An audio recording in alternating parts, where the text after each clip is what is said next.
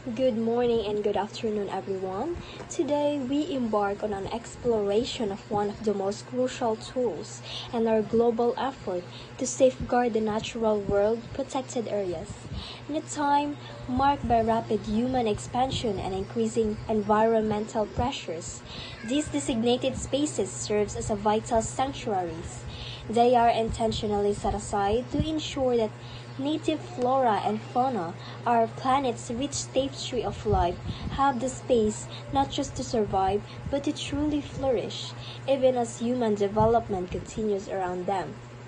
So everyone, our report will delve into the multi-phase purpose behind establishing these areas. We will examine the core management goals, which extend beyond simply putting up a fence.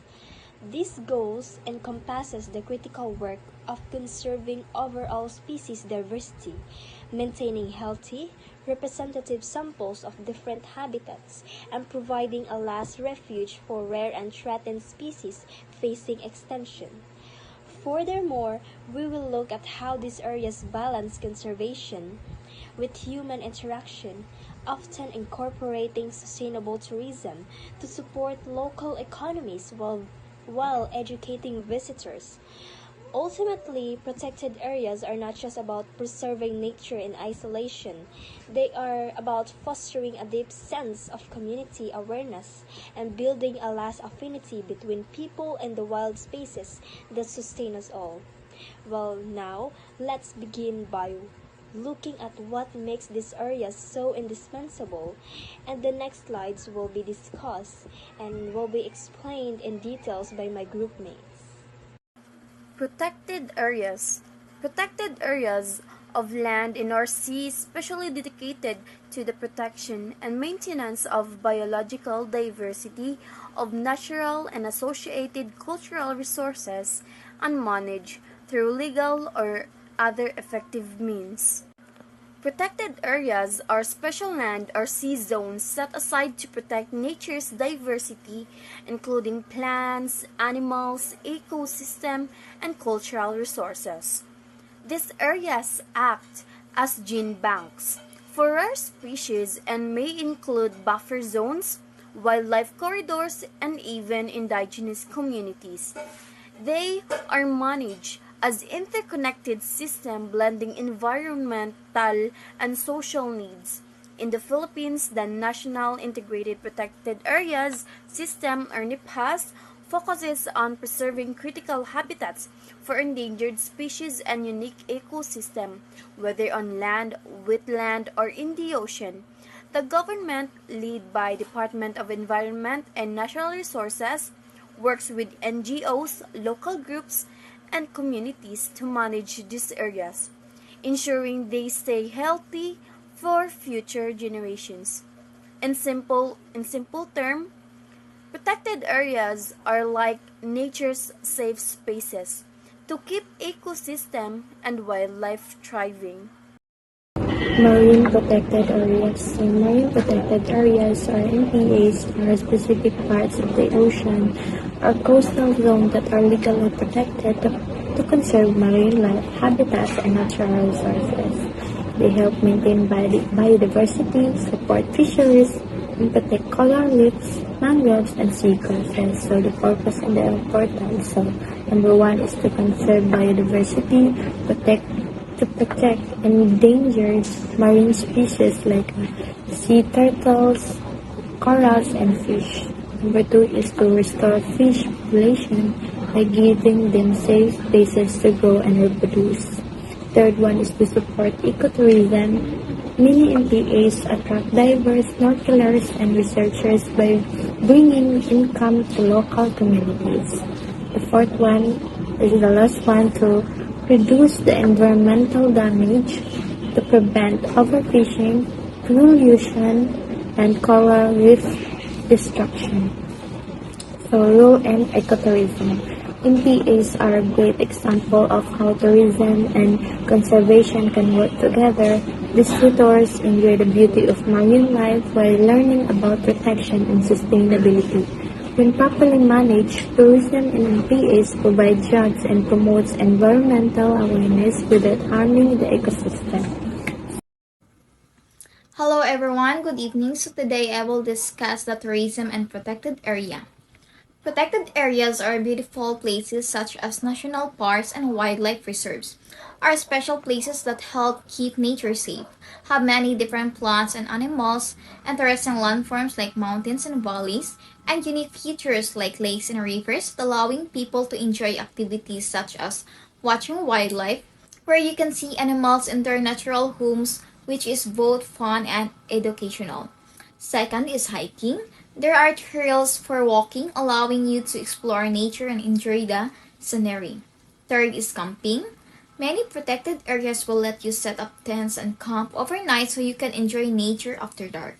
Fourth is mountain climbing. For those who enjoy adventure, climbing up mountains offers stunning views. Fifth is spelunking. This means exploring caves, which can be an exciting experience. The last one is scuba diving. In areas near oceans or lakes, you can dive to see beautiful underwater life. So this is how tourism helps. Tourism can bring in money that helps protect these natural areas. The first one is entrance fees. Visitors pay to enter the park, which supports its maintenance.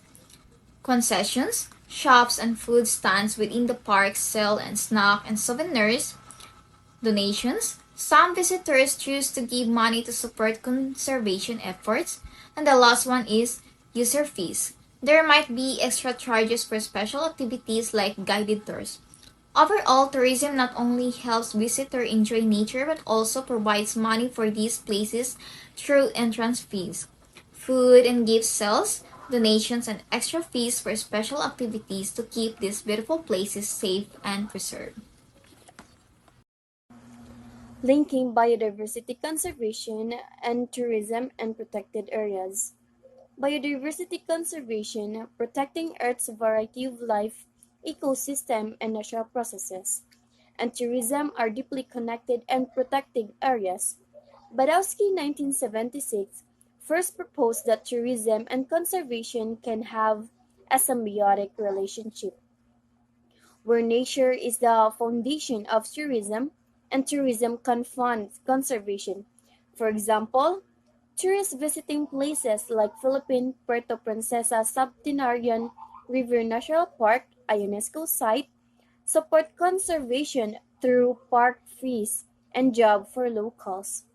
Healthy ecosystem and wildlife make destination more attractive, leading to longer stays, repeat visits, and stronger public backing for protecting nature. However, Davis and Tisdale 1995 to 1999 warned that relying too much on tourism for funding is risky. If government prioritize short-term profits like building hotels or road-insensitive areas, conservation can suffer. In the Philippines, ecotourism helps fund protected areas, but pressure to boost the economy might lead to overdevelopment, harming habitats and species. The key challenge is balancing conservation goals with tourism demands. Protecting nature first ensures tourism thrives sustainably, not destructively.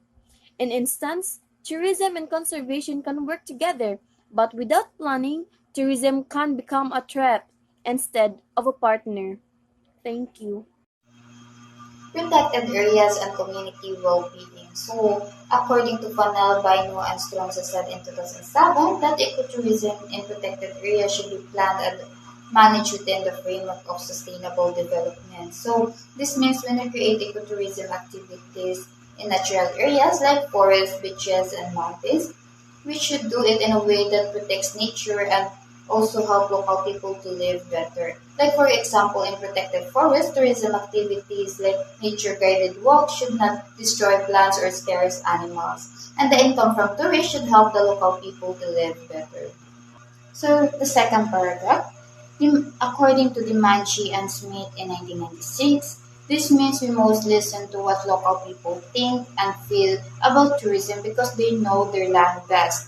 Their ideas and deeds should be guide how ecotourism is done. Like for example, if a village near to a waterfall thinks too many tourists will cause trash problems, so planners should talk to them and create rules together, like limiting the number of visitors or setting up a clean-up program, or put a signage every corner that the tourists are aware where should the trash put in the right place. So in the third paragraph, this means the government and tourism business should help the local people to find other source of income that fit well the ecotourism so they don't rely only on one job or harm the environment. Like for example, instead of cutting down trees or hunting animals for money, government can train locals to become a tour guide or craft makers or eco lodge owners. Hello everyone. Today I will discuss about management of protected areas for sustainable tourism. The World Commission on Protected Areas (IUCN) has developed a comprehensive set of international guidelines for the planning and management of sustainable tourism and protected areas. The World Commission on Protected Areas sets international rules to manage tourism and in protected places. For example, national parks limit visitors to avoid damage and help local communities benefit. These guidelines build on the underlying principle that nature has limits and that tourism, just like other forms of development, produces positive and negative impacts on the environment. These guidelines remind us that nature has limits. Too many tourists can harm plants and animals, but good management can protect nature and support local people. Sustainable tourism means protecting biodiversity and improving local community well-being. If we follow these guidelines, tourism can help both nature and people instead of harming them. The integration of protected area conservation and ecotourism development can be achieved by applying various pragmatic strategies. Hello everyone, let's get to know the challenges of tourism industry. Well, the tourism industry is a significant contributor to many countries' economies, but it faces numerous challenges, including over-tourism, environmental degradation, climate change, cultural degradation, and economic leakage.